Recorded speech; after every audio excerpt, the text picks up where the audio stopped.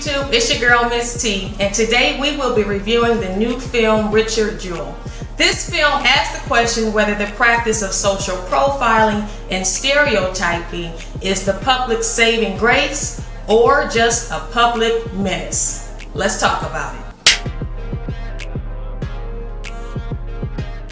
Today I have my homegirl with me, Kimora. Thank you for having me. Oh, no problem. I'm so happy that you made it. I call her Q Dog. So today we will be reviewing the new film Richard Jewell. This film was directed by Clint Eastwood. I was very excited about its release because Clint Eastwood has a lot of films that I have enjoyed in the past. Gran Torino, The Mule, $1 Million Baby. This film also has an all-star cast. Kathy Bates plays Bobby Jewell, Richard Jewell's mother. We have Sam Rockwell in the film who plays Richard Jewell's attorney, and I love Sam Rockwell. He played Wild Bill in The Green Mile, my favorite slack-jaw yokel. And then we also, last but not least, have Paul Walter Hauser, who actually plays Richard Jewell.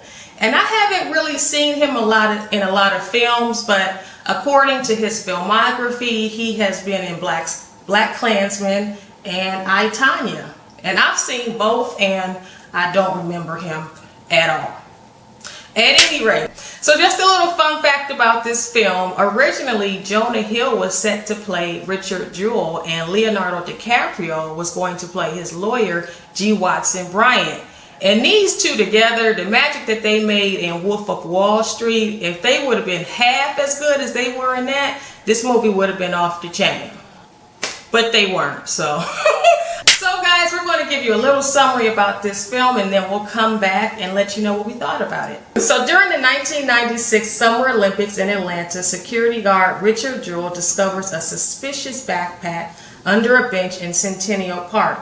With little time to spare, he helps to evacuate the area until the incendiary device inside the bag explodes. Hailed as a hero who saved lives, Jewell's own life starts to unravel when the FBI names him the prime suspect in the bombing. This guy put me in the mindset of George Zimmerman. He's just a person that loves the law. I think Richard Jewell said that he studied the penal code every night, and this was back when he was a mail clerk, I believe. So he was a little obsessive. I think that's good though, because like you want to learn everything from the back of your hand, so when you get there and they ask you, you can just like answer it off straight. Very true. Very true. Early on in the film, he meets his soon-to-be attorney, G. Watson Bryant, and he tells him what his plans are as far as law enforcement, and he tells him not to become an asshole. So, do you think that after he did become a security guard and everything, do you think he became an asshole? I feel like when he was at the school, he was doing too much, but he wasn't really being like... I mean, he was just like... Yeah, but the reason why he was working at the school is because he got discharged from being a sheriff's deputy. And at the time that he was working at the college, he was actually pulling people off the highway when he did not have the authority to do that. So it's like, on one hand, you want to praise Richard for, you know, being on top of his game, but at the same time, he is taking liberties and overstepping his bounds. But I don't think he meant to in any harm or anything. I think he was just like, I'm going to practice. This is what I've been told to do. If I do this, this might prevent this from happening. I mean, I get it, but we have rules and laws and orders. You can't overstep people's liberties and rights. That's not cool. But he had a good heart, so it's not too bad. I mean, a lot of officers have a good heart, but they take it too far. Yeah. So with all of that being said, Richard was working at the community college because he lost his job, and in those few opening scenes, he loses that job as well because he's overstepping his boundaries as a security guard.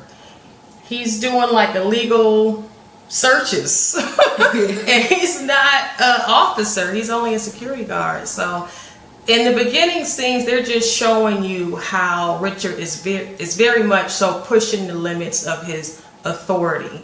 And as the scenes move forward, you can see why the authorities thought that he might have been a prime suspect in this bombing. So after Richard is fired from the college, he finds another job as a security officer. I don't know how he keeps getting these jobs, but that's how law enforcement does. You can just transfer. At any rate, he finds another job as a security guard working for AT&T. They're going to be putting on a concert at the 1996 Summer Olympics.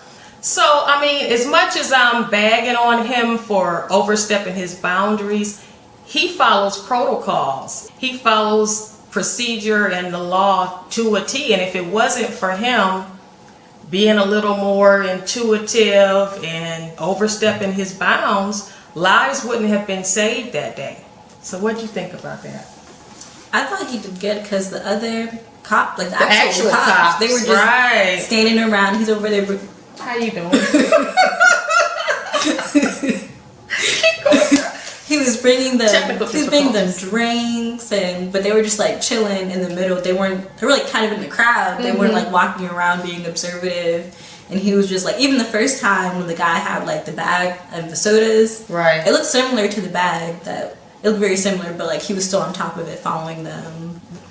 Very good points, because 9 times out of 10, you know, it's not going to be a bomb in the bag, but there's always that one time that there could be, and you need people like Richard Jewell, the assholes, the people that are doing too much. You need those kind of people to do their jobs. Okay, so what's another good point? When they were showing the bomber walking past, they only showed the bottom half of him holding the bag, and he just sat the bag down at the bench. Because that's probably what people would see, because so it's like a scene. Nobody's really paying attention to him. Yeah, so that lets you know how on point Richard Jewell really is for him to spot that. Like, he knew exactly what to look for. Yeah. So, kudos to Richard.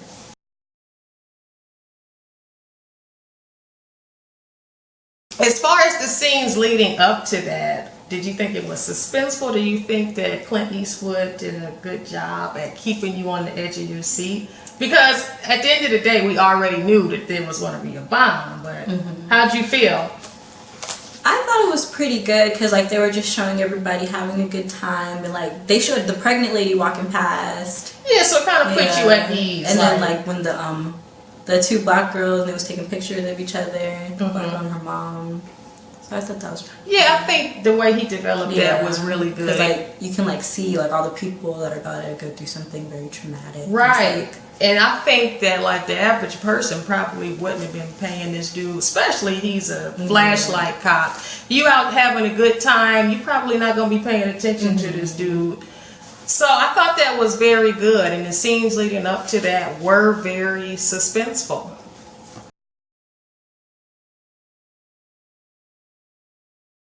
So in the following scenes, Richard Jewell is pretty much acclaimed the hero. Even though 100 people were injured and 2 people were actually killed, it could have been a lot worse. So the media is praising him. He's getting the respect of his fellow officers, and he's even offered a book deal, almost within the next 48 hours. So all of this hard work that Richard Jewell has put in, even though he's been let go of the of being a law enforcement officer a couple times, it seems like he's finally getting his time to shine. And for Richard Jewell, this is a big deal. You know, like I said, he was just fired a few times. He's not the typical cop. He's overweight.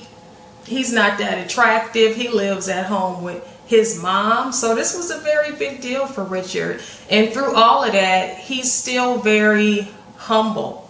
He's a very likable guy in that respect.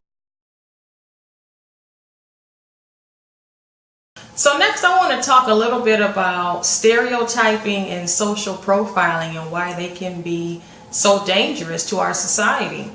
Richard Jewell was named the prime suspect because of a stereotype. He fit the stereotype of a white, angry, frustrated male that had failed at being a law enforcement officer. And even though in some cases it's true that guys like that are known, or can be known to go in and shoot up schools and do all manner of heinous acts, but at the same time that's not always the case. And I feel it's like a slippery slope. We do the same thing to black people, we tend, well, I don't, but law enforcement tends to profile them and stereotype them unwarranted.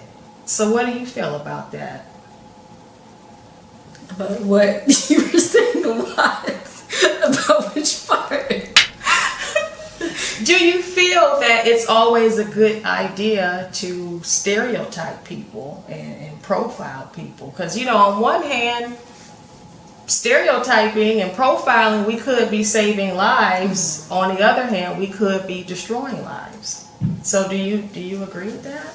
No, I feel like it's okay to be cautious, but at the end of the day, you need the facts, you need evidence. And Absolutely. They had no evidence on Absolutely. Because the first thing they should have done was time how long it takes from the park to the phone place. That's and they did that, right. And they were just like, because everybody was saying that's not enough time. And they were just like, oh, he's a suspect because just to like get somebody. Those are excellent points. Excellent points. It's like, it's one thing to have a presumption or an assumption, but like if you have no evidence, you can't do that to people. This one's Q dog. So Richard Jewell, on the surface, on the outside of things, he was a prime suspect. Later on in the movie, we find out that he was arrested at one point for impersonating an officer. He had unpaid taxes for like several years. And then he also had an apartment full of weapons. And I don't mean like little handguns. He had assault rifles and machetes and all kinds of crazy stuff that he said that he uses for hunting. But that's what all bombers say, Yeah. That's what they all say. So at the end of the day, I kind of feel like social profiling and stereotyping, maybe it is necessary. But you got to have a little bit of actual evidence.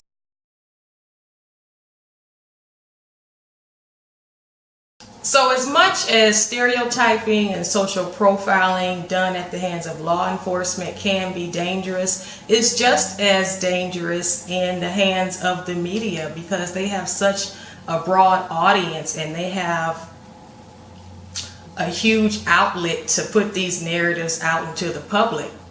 So we have the reporter Kathy Shrugs, I think it was Shrugs, who put the fact that Richard Jewell was a suspect out into the local paper, the Atlanta Journal-Constitution, I think the newspaper was called. But not only did she put the information out there, she put it out there in a very biased way, and it spread like wildfire. So what do you think about the media's role? I think it played a big role because there's a lot of fake news and like everybody, they'll just take it. They just ran with it. Yeah, there's no facts saying anything. They're just like, oh, they're claiming he's the suspect because this and this and that. But and it was all like, opinion. They got blood samples, they got this. Exactly.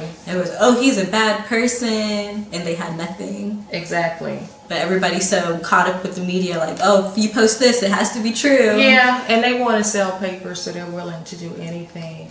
One of the things that was very controversial about this film was the fact that I guess Kathy Shrugs was supposed to be sleeping with the officers to get leads for her stories in the newspaper, and I don't know. I kind of feel like it ain't no fun when the rabbit got the gun in this situation. It's like somebody is taking information that they got about you and they're spreading it just like she did with Richard Jewell. Mm-hmm. So, oh well, girl.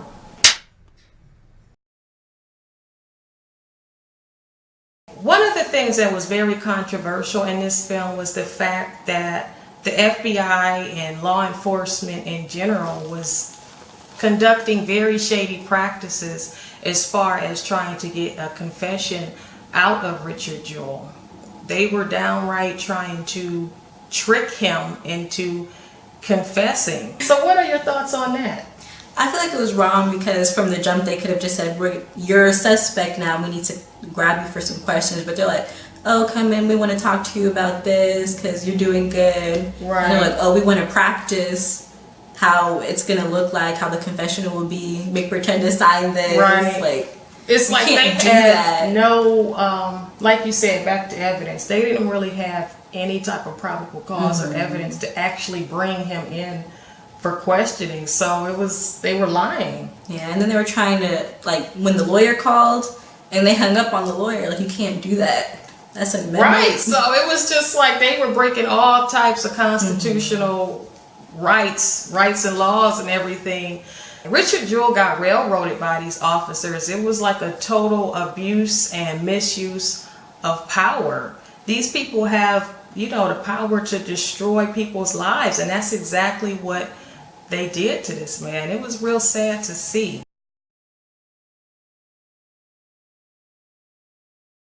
So this film covers basically 88 days of hell for Richard Jewell. And in the final scenes, we get the final interrogation interview of Richard Jewell by the FBI. And like we've been saying all along, they basically had nothing to back up their claims.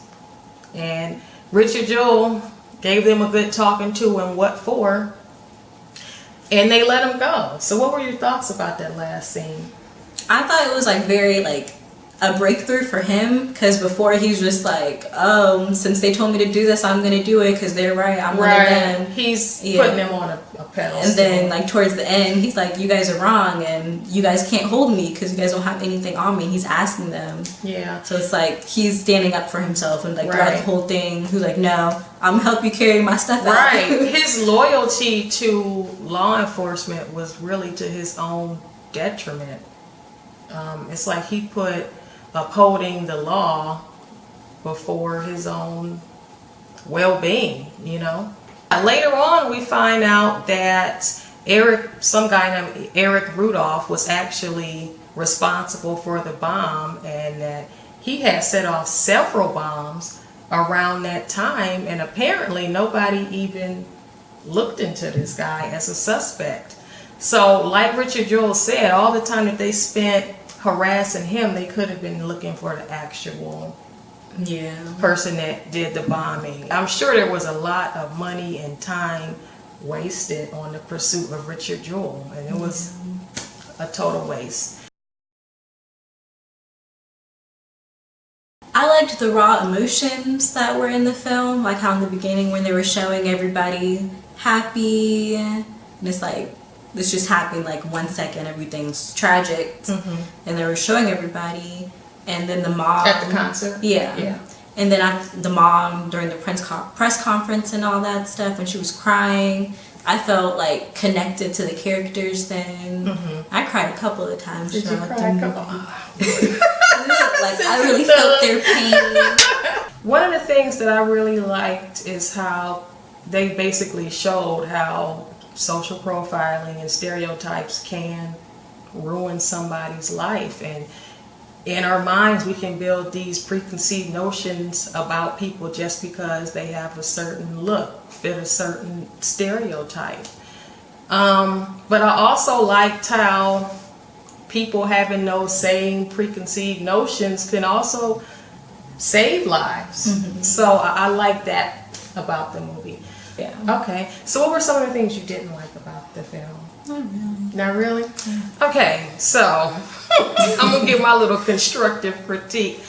After the bomb went off, I thought that the movie moved really, really slow. This film was about 2.5 hours long, and I think we could have done without a strong half hour to keep it all the way real. It was a little dry. It was a little dry. I didn't connect with this film like I did $1 Million Baby or Gran Torino. Like if you had to give it a rating out of 5 shots of Hennessy, How many shots would it get? 5 shots of Hennessy. 5 shots. I'd say probably like 2. Yeah, I was gonna give it more than that. Damn.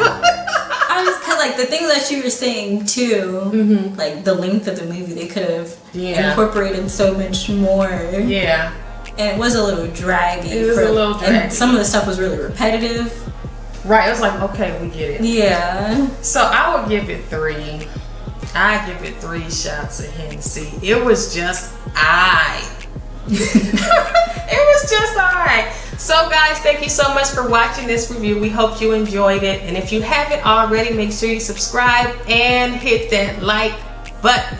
Thanks again, and we'll see you next time. Peace.